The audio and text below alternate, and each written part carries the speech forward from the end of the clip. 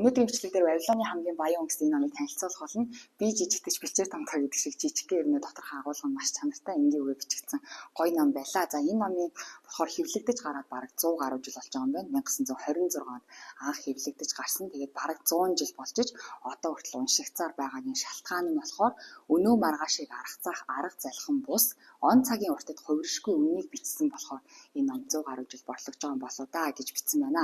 За энэ номон дээр болохоор нэмгэн төрөвчийг зузаатгах 7 арганы тухай гардаг. Тэгээ өнөөдрийн бичлэг дээр энэ 7 аргыг хуваалцуулна. Нэгдүгээр арга нь болохоор орлогынхон 10%-ийг хадгал.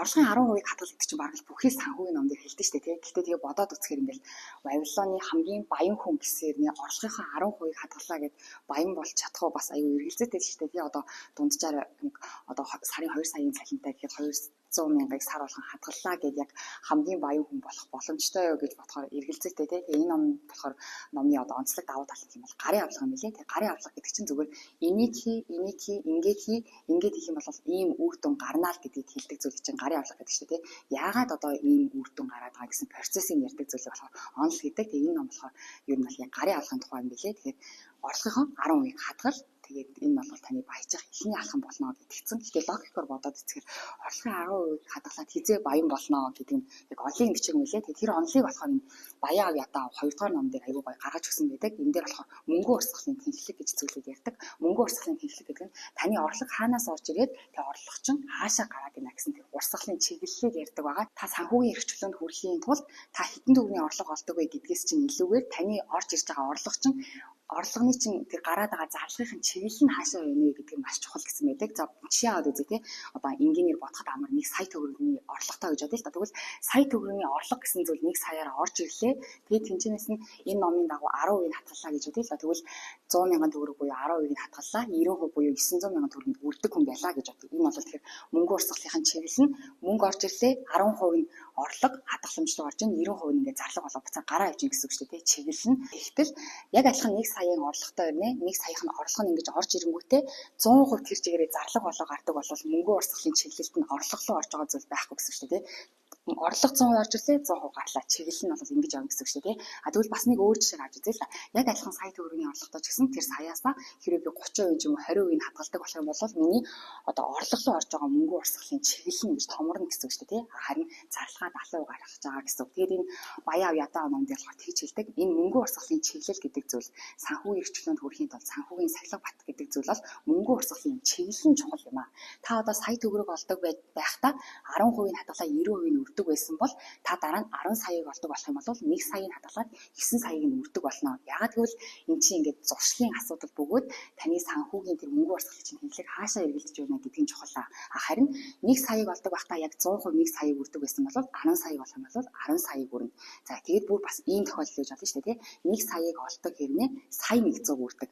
100,000-ыг зээлээд ч юм уу тий. Тэгэх юм бол тэр хүний мөнгө урсгалын тэнхлэг нь 1 сая төгрөгийн орлого орж ирлээ. 1 саяын зарлага гарлаа. Дахиад 100,000-ыг өөр тавигдлаа гэдэг. Дахиад зарлага гэдэг энэ одоо мөнгө урсгалын томорно гэсэн үг шүү дээ тий. Тэгээд энэ ном дээр хэлэхдээ болохоор таны орлогоны чинь мөнгөн дүн. Та сард 1 саяыг олдог вэ, 10 саяыг олдог вэ, 100 саяыг олдог вэ? Ийм чухал биш ээ. Таны мөнгө урсгалын чинь чиглэл нь чухал юм аа. Үнэхээр та саяыг олж явахдаа 100,000-ыг хадгалж чадах юм бол 10 саяыг болох юм бол 1 саяыг нь хадгалж чаднаа. Яагаад гэвэл эн чинь таны одоо зуршил, санхүүгийн сахилга бат чиглэлийг зааж өгч байгаа юм аа гэж аюу гой хэлж өгсөн байдаг. Онлын үед энэ дээр гой тайлбарлсан байдаг. Энэ Вавилоны хамгийн баян хүн дээр болохоор тэр онлын бичгүүгээр яг санхүүгийн эрхчлөөнд хүрэхэд хамгийн ихний нэгдүгээр алхам бол 10% хадгалахаас эхэлдэг юм шүү гэж хэлсэн байдаг. За тэгээ саяхан бас сайтны сэтгэлгээний ном гэсэн энэ номыг уншсан байхгүй юу? Энэ ном дээр бас хадгаламжийн тухай ингэж бичсэн байлээ. Энэ зохиолч нь сургалт ордог юм байлээ. Тэгээд сургалтынхаа тухай бичсэн байгаа байхгүй юу? Сайтны сэтгүүл семинарын бас нэг суралцагч надад би амьдрахын тулд мөнгө зээлж байж ямар юмных нь мөнгөө хадгалах вэ дээ гэж хэлж байсан. Үүнд өгөх хариулт бол $1 илүү зээлээд түүнийхээ 11-ийг нь хадгал. Та зээл авах юм уу сард хэдхэн доллар олдог байсан ч тэр мөнгнөөсөө 10%-ийг нь хадгалах хэрэгтэй. Учир нь энд бодит амьдралаас илүүтэйгээр зарчим үйлчилдэг. Зарчим үйлчилдэг бөгөөд энэ бол оюун ухааны зарчим юм. та ертөнцөд энэ бас нэг сэтгэлгээний тухай юм баггүй. Тэгээ бодол биелээ болдог ихтгэл өмжлийн тухай. Тэгээд энэ дээр 10% хадгалснаар яг 10% гэж хичээвэл гэсэн хадгаламжийн тухай ярьж байгаа.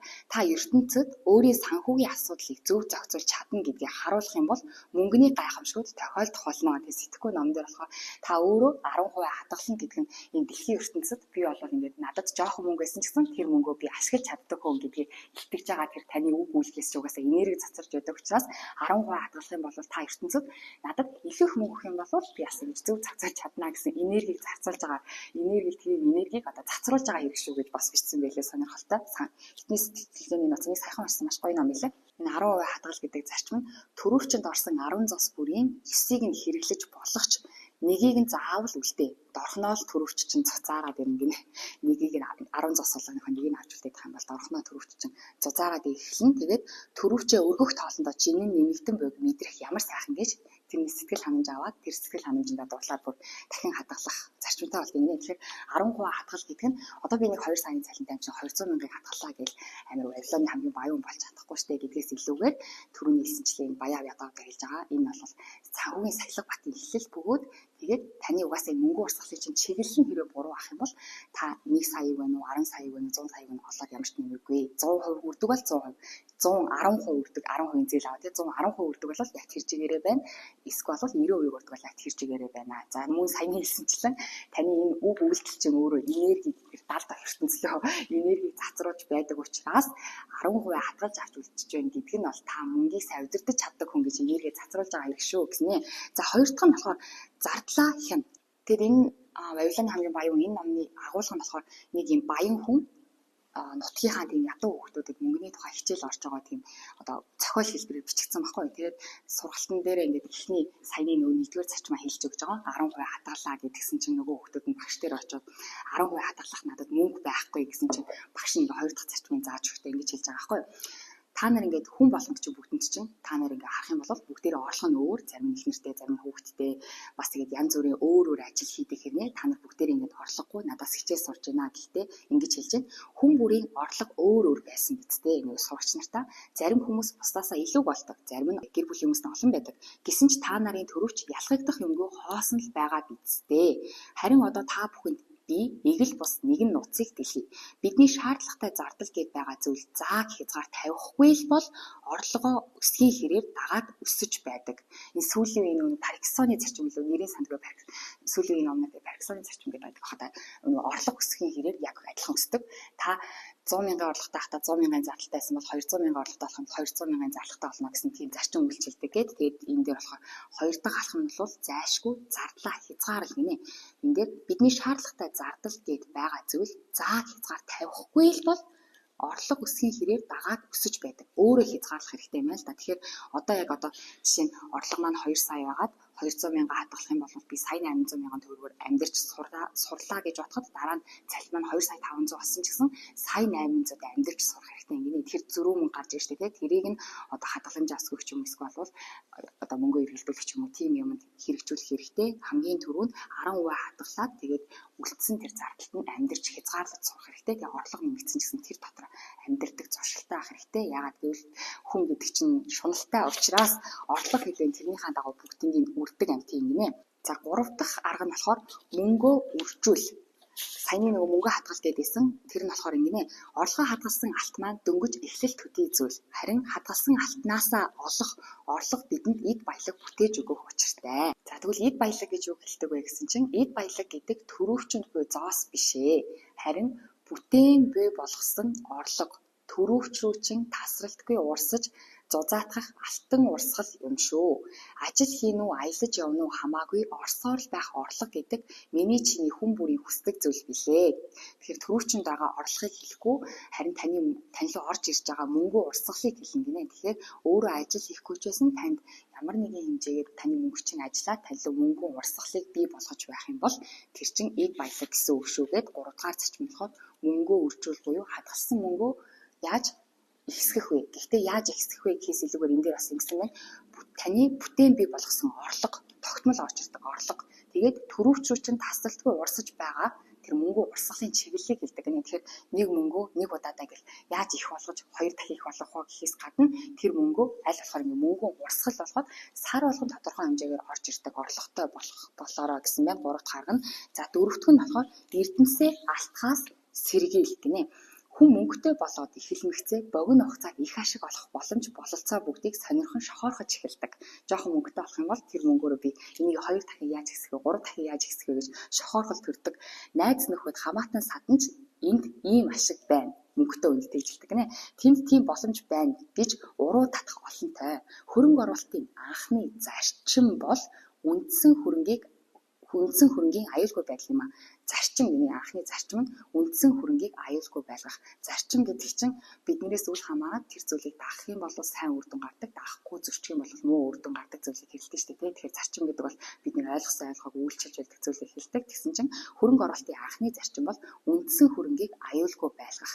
Түрүү нөгөө хадгалсан мөнгөө үржүүл гэсэн. Гэхдээ үржүүлэхдээ мэдээж эрсдэл байна. Гэхдээ яг энэ баян хүмүүсийн баримтлагдаг зарчим бол тэр үндсэн хөрөнгөө би одоо 100 мянган төгрөг оруулсан бол 110 мянга 120 мянга болох чаддгүй махад 100 мянга буцаад барьж гарч ирэх нь анхны зарчим гинэ.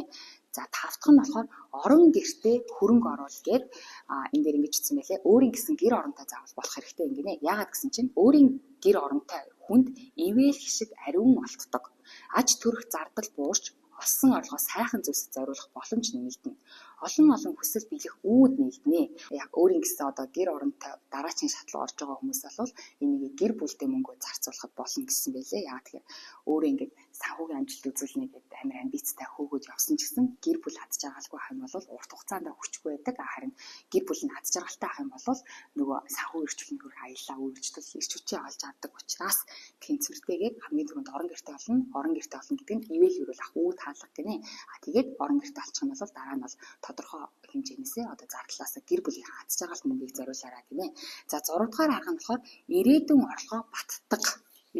орлогоо баттдаг. Энэ нь юу гэсэн үг вэ гэсэн чинь ухаалгаар боловсруулсан сайн төлөвлөгөөтэй байж алс хэдтэй мөнгө олох чадал хомсдож өрх гэрээ тижээн тэтгэж чадахгүй гунигт тавиланд оролцохыг хүсэхгүй байвал одоо хүч тэнхээгүй болсон үедээ хэрэглэх мөнгө одооноос бэлдээрэй гэсэн байна. За тэрний дараа хамгийн сүүлийн төрөвчөө зузаах 7 дахь арга нь мөнгө олох арга ухаанаа сайжруул гэсэн байна. За энэ агуулга бүр маш чухал яс учраас мэршээ гэж бодож байна. Альваа зүйлийг гүйцэлдүүлэхийг зориулаас эхлээд хүсэх хэрэгтэй. Хүсэлтэй иргэнэлцлээр дүүрэн басгүй тодорхой байх ёстой. Тодорхой бус хүсэл бол шалахгүй шохоорхол төдий. Баян болохыг хүсэж байна гэвэл өчүүхэн зорилго юм. Харин 5 алтан зоостой болмоор байна гэвэл тэрхүү хүсэл нь бодтой гэсэн үг. Хүн ч үүнийгээ биелүүлэхийг зорино. Зорилготой хүрэх хүч чадалтай байж чадваас 5 алтан зоостой болно. Харин дараа нь яг ижил аргаар 10, 20 цаашлаад бүр 1000 зоостойч болох боломжтой. Шоолоод байсан хүчин ч энэ маягаар баян хүн болцсон. Өчүүхэн жижигч байх хамаагүй тодорхой нэгэн хүслийг биелүүлэх гэж тэмцээд сурчих бол үүнээс арай том зорилгод хүрэх шат болно гэсэн үг юм а. Энэ маягаар л эд баяг хоригдлогддог юм. Эхлээд бага, дараа нь суралцсан хэрээр улам их болно. Хүсэл энгийн болоод тодорхой байх ёстой. Тэгэхээр санхүү эрхчлөөнд хүрнэ гэсэн тийм барьцгүй зорилго тавихгүй энэ дээр хэлж байгаа ажилчлан 5 зоостой олооч гэдэг юм уу тийм тодорхой зорилго тавиад эхлэх юм бол хүн өөрөө тэрийг авахыг хүснэ, хүч хөдөлмөрөө гаргаж эхэлнэ. Тэгээд тэр явцдаа өөрөө сурсныхаа хэрээр илүү их мөрөөдөж чадна гэдгийгсэн байна. Тэгэхээр санхүүгийн мэдлэгээ дэвшлүүлэх нь 7 дахь алхам юм байна. Тэгээ санхүүгийн мэдлэгээ дэвшлүүлэх нь яагаад дэвшлүүлэх ёстой юм бэ гэсэн чинь энэ номны өмнөх хүүхдээр ингэж хэлсэн байлээ. Амжилт гэдэг бол хүний хүчин чармайлт ур чадварын үр дүн. Харин сайтар базаасан бэлтгэл ажил түүнд хүрэхийн төлхөөр үлээ. Хүний үйлдэлээс л бас үр дүн гарна шүү дээ. Би толгойн дотор санхүүгийн эрхчлөөнд хүрмээр байна гэж мянга бодсон ч гэсэн санхүүгийн эрхчлөөнд хүрч чадахгүй шүү дээ. Үйлдэл хийж ижил хүрнэ гэсэн чинь хүний үйлдэл ухаанаасаа давна гэж үгүй. Харин хүний ухаан гэдэг юу ойлгож мэдснээрээ хэмжигддэг зүйл. Үйлдэлийн маань ухаан үдирдэн. Тэгэхээр яг сая ингээ баян болно гэж бодлоо баян болохгүй гэж байгаа ч гэсэн баян боллоо гэж бодсныхаа хүчинд үйлдэл хийн гинэ. Тэгээд тэр үйлдэл нь бол бидний оюун ухаанд захирагддаг. Тэгвэл энэ оюун ухаан яаж ажилтдаг юм бэ гэсэн чинь юу ойлгож мэдснээрээ хэмжигддэг.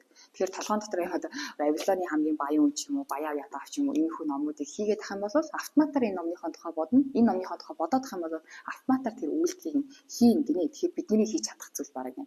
Толгойн дотор юу оруулах вэ гэдгийг шийдэх юм шиг байна тий. толгойн дотор юу оруулах вэ гэдгийг шийдэж чадна. Тэрийг оруулах юм бол тэрнийхээ дагуу автоматар бодсноор үйлдэл маань гарна. Жишээ нь одоо бид нэр аман дотор мах хийх юм бол нөгөө мах маань боловсрол гарна шүү дээ, тий. Бүрэл хийх юм бол бүрэл маань боловсрол гарна. Үүнтэй адилхан толгойн дотроо эерэг зөв мэдээлэл оруулах юм бол эерэг зөв үйлдэл гарна. Сөрөг мэдээлэл оруулах юм бол сөрөг үйлдэл гарна гэдэг зарчмын дагуу энэ ном дээр хэлэхдээ мэдээж үйлдэл хийснээр үр дүн гарна. Гэхдээ үйлдэлийг оюун ухаан удирдаг. Оюун ухааны чинь юу удирдаг вэ гэхээр толгойн дотор оруулж байгаа таны мэдээлэл удирдаг шүү. Тэгэхээр юу ч хамаагүй сонсоод байх юм бол юу ч хамаагүй үйлдэл явна гэсэн үг шүү дээ, тий. Тэгэхээр эерэг зөв өөртөө ашигтай мэдээллийг оруулснараа эерэг үйлдэл гарна шүү гэдэг гоё мессежийг хүртэл өмнө хүүхдээр нөгсөн байлээ. Тэгээ тийм болохоор оройн цагаар бас юм санхүүгийн номтой холбоотой, ер нь санхүүгийн номтой холбоотой гэсэн санхүүгийн ном уншдаг. Тийм номын клуб бас байгуулъя гэж бодож байгаа. Ажилтаа хүмүүстэй зориулаад оройн цагаар одоо такс нэг 2000 ч юм уу 3000 ч юм уу зүгээр копи цааныхаа мөнгийг төлөөд энэ оффистаа цуглаад номын клуб бас явуулъя гэж бодож байгаа. Гэхдээ номын клуб маань болохоор зөвхөн санхүүгийн ном уншдаг. Номын клуб явуулъя гэж бодож байгаа. Тэгэхээр санхүүгийн номонд сонирхолтой хүмүүс ахын бол бас коммент бичих юм бол мэдээлэл явуулах болно. Тэгээ дараагийн бичлэгээр олзъя баяр та.